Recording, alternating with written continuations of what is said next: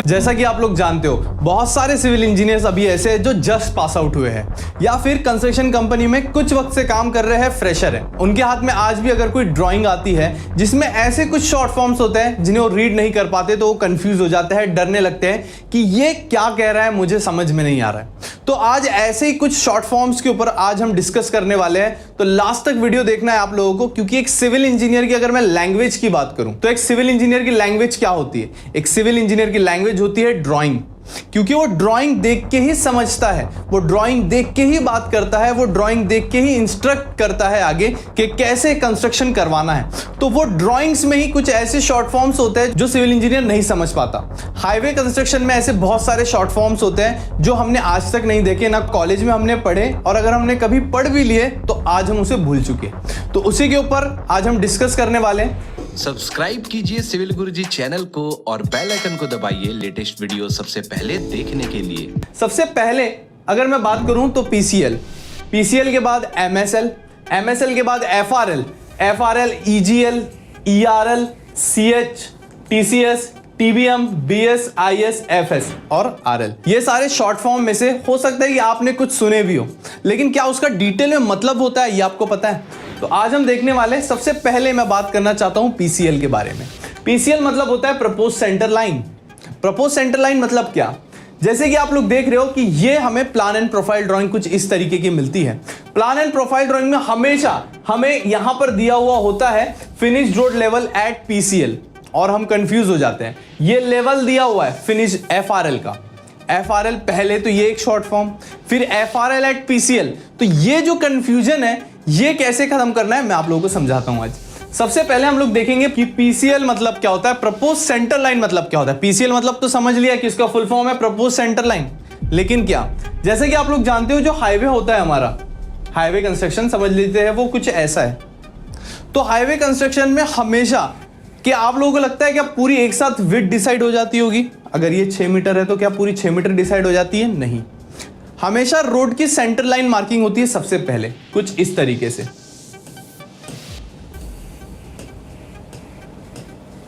इस तरीके से, मतलब अगर ये 6 मीटर का है तो यहां कुछ 3 मीटर में सेंटर में इसकी मार्किंग की जाती है, और फिर लास्ट में इसका जो है ऑफसेट कर दिया जाता है 3-3 मीटर का। जैसे कि आप लोग ऑटोकैड में ऑफसेट करते हो, यहां से ऑफसेट कर दिया जाता है, तो तब जाके ये हमारा रोड बनता है। तो हमेशा प्रपोज सेंटर लाइन मतलब कि ये होता है कि ये जो सेंटर लाइन जा रही है ये, और जैसा कि आप लोगों ने देखा कि एफआरएल एट पीसीएल, इसका मतलब है कि फिनिश्ड रोड लेवल। आगे पढ़ने वाले हैं हम लोग एफआरएल के बारे में कि एफआरएल एट पीसीएल मतलब फिनिश्ड रोड लेवल जो है, जो लेवल शीट में आप लोगों को लेवल्स दिए जाते हैं 2, 3, 2.86, ये जो रिड्यूस लेवल है ये एफआरएल, क्या ये पूरे रोड का दिया जाता है? नहीं, ये सिर्फ इस सेंटर लाइन का दिया जाता है, इसलिए वो बोल रहा है एफआरएल एट पीसीएल। तो होप करता हूं कि आज के बाद आप लोगों को ये कंफ्यूजन तो नहीं होगा कि एफआरएल एट पीसीएल का मतलब क्या है। काफी लोग कंफ्यूज हो जाते हैं, मुझे बहुत सारे लोग डाउट सेशन में भी पूछते हैं, किसी ने यूट्यूब में कमेंट सेक्शन में भी कहा था कि सर ये एफआरएल एट पीसीएल, तो इसलिए मैंने ये खास वीडियो उन लोगों के लिए बनाया है कि जो ऐसे में ड्राइंग देखकर कंफ्यूज हो जाते हैं। तो इसके बाद हम लोग देखेंगे एमएसएल मतलब मीन सी लेवल। ये बहुत सारे इंजीनियर्स ने कॉलेज में भी पढ़ा होगा जरूर, क्योंकि ये सबसे बेसिक है सर्वेइंग पार्ट में। एमएसएल मीन सी लेवल क्या काम में आता है? तो हमारे रिड्यूस लेवल के काम में आता है। क्या होता है एमएसएल? अगर मैं बात करूं लो टाइड और हाई टाइड की, और सिर्फ मुंबई के, अगर मैं इंडिया की बात करूं तो मुंबई से रेफरेंस लिया गया है उसका। तो मुंबई में एक पर्टिकुलर पॉइंट पे जहां पर 19 साल तक सर्वे किया गया कि जो समुद्र की लहरें हैं उनकी हाई टाइड कितनी है। टाइड मतलब होते हैं लहरें, तो ये लहरें जो है ये कितनी हाइट तक ऊपर उठती है और कितने नीचे डाउन जाती है। मतलब कि जो हाई टाइड है और लो टाइड है, इन दोनों के बीच का मीन निकाला गया, दोनों के बीच का मीन निकाला गया, उसे कहा गया मीन सी लेवल। तो अब भी जब भी हमें कोई रेफरेंस लेना होता है तो आप लोगों ने बहुत जगह पर रेलवे स्टेशन में देखा होगा कि समुद्र तल से ऊंचाई, तो यही है वो समुद्र तल जहां से हम लोग ऊंचाई लेते हैं, मीन सी लेवल। तो इसके बाद हम लोग आते हैं नेक्स्ट पर, जो है हमारा FRL। थोड़ी देर पहले ही हमने बात की, तो आप लोग समझ गए होंगे कि फिनिश्ड रोड लेवल। अब फिनिश्ड रोड लेवल क्या होता है ये भी समझना आप लोगों का जरूरी है।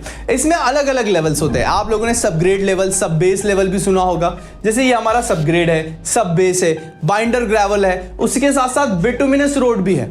तो इसमें FRL क्या है? ये जो आप लोगों को दिखाई दे रहा है रोड, जिसके ऊपर से वेहिकल रन होती है, वो जो फाइनल लेयर होती है, उस फाइनल लेयर का जो लास्ट लेवल होता है, मतलब जिस रोड के ऊपर हम खड़े होते हैं या हमारी वेहिकल खड़ी होती है, वो होता है हमारा FRL, मतलब फिनिश्ड रोड लेवल। जैसे कि हमारा FFL होता है, फिनिश फ्लोर लेवल। ये आप लोगों ने बहुत बार सुना होगा टर्मिनोलॉजी, लेकिन FRL में बहुत ज्यादा लोग कंफ्यूज हो जाते हैं। तो मैं आप लोगों को बता दूं, FRL वो है वो फाइनल लेयर जिसके ऊपर हम खड़े होते हैं या हमारा वेहिकल उसके ऊपर से चलता है।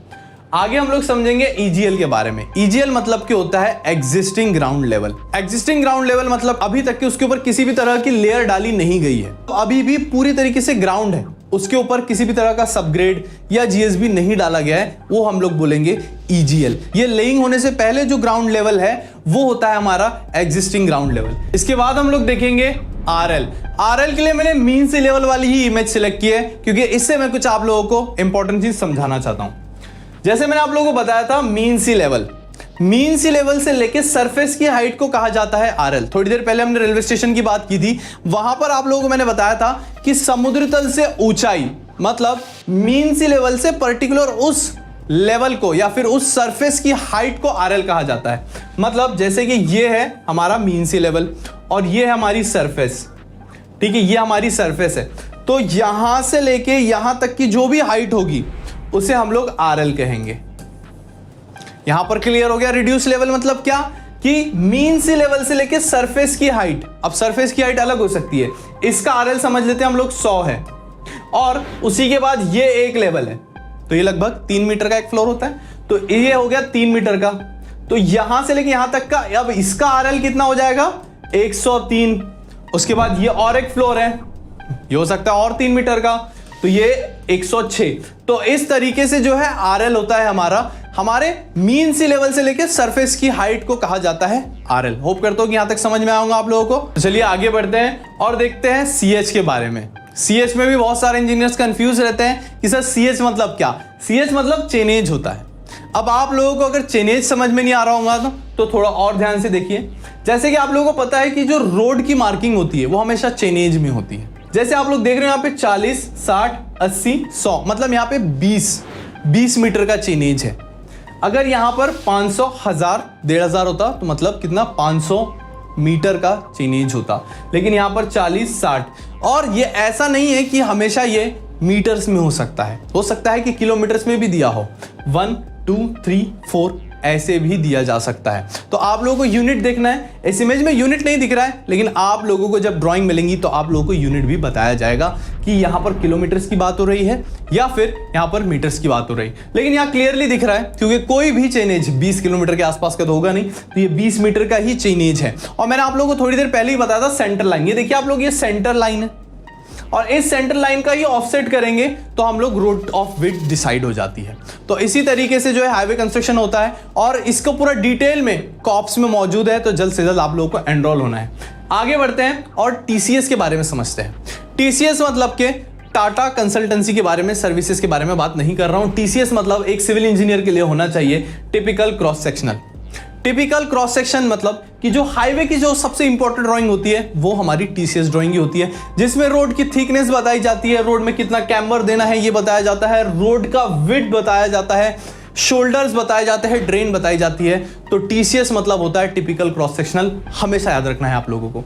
इसके बाद हम आगे बढ़ते हैं TBM के बारे में। TBM के बारे में बहुत सारे इंजीनियर्स जानते होंगे, टेम्परेरी बेंचमार्क। जब भी कोई हम लोग कंस्ट्रक्शन का काम शुरू करते हैं तो परमानेंट बेंचमार्क मतलब जहां का RL हमें पता हो, MSL वाला मतलब जो ग्रेड टेक्नोमेट्रिकल सर्वे GTS द्वारा जो RL हमें दिया जाता है वो हमारा परमानेंट बेंचमार्क होता है, और उससे ट्रांसफर करके जो हम लोग हमारी साइट पे लाते हैं वो हमारा टेम्परेरी बेंचमार्क होता है। तो एक टेम्परेरी बेंचमार्क आपकी साइट के ऊपर हमेशा होना चाहिए। आगे चलते हैं हम लोग और BS के बारे में बात करते हैं। BS मतलब क्या होती है? First reading. हमेशा जब भी आप लोगों ने साइट पर ऑटो लेवल सेट किया और स्टाफ की पहली रीडिंग ली बेंचमार्क के ऊपर, बेंचमार्क मतलब BM, ये भी कंफ्यूज होता है बहुत सारे लोगों को, ये भी नहीं पता होगा कि BM मतलब क्या। BM मतलब बेंचमार्क। तो तो जब भी हम लोगों ने ऑटो लेवल हमारी साइड पे सेट किया और ऑटो लेवल से पहली रीडिंग ली हमारे स्टाफ की, तो वो हमारा बन जाता है बैक साइड। इसके बाद IS मतलब होता है इंटरमीडिएट साइड। बैक साइड के बाद हमने जो रीडिंग ली वो IS हो सकती है अगर वो सेकंड रीडिंग है। अगर IS के बाद कोई रीडिंग है तो, अगर IS के बाद कोई रीडिंग नहीं है मतलब वो IS नहीं, वो FS बन जाता है। आगे समझते हैं FS के बारे में।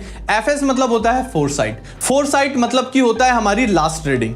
हमेशा आप लोगों को याद रखना है, जब भी आप सर्वे कर रहे हो और आपकी जो लास्ट रीडिंग है वो आपकी फोरसाइट बन सकती है। उसी के साथ साथ इसमें एक और जो है वो राज छुपा हुआ है। मतलब क्या, आप लोगों ने जो है इंस्ट्रूमेंट सेट किया, ऑटो लेवल सेट किया, पहली रीडिंग ली वो आपकी BS बन गई, दूसरी रीडिंग ली IS बन गई, तीसरी रीडिंग ली और इस रीडिंग के बाद आपको यह पता है कि अब इंस्ट्रूमेंट चेंज करना पड़ेगा, तो वो आपका FS बन जाएगा। चाहे वो आपके सर्वे का लास्ट पॉइंट ना हो, लेकिन इंस्ट्रूमेंट हटाया आपने उस पॉइंट के बाद, मतलब वो आपका FS बन जाता है। तो ये चीज आप लोगों को हमेशा याद रखनी है।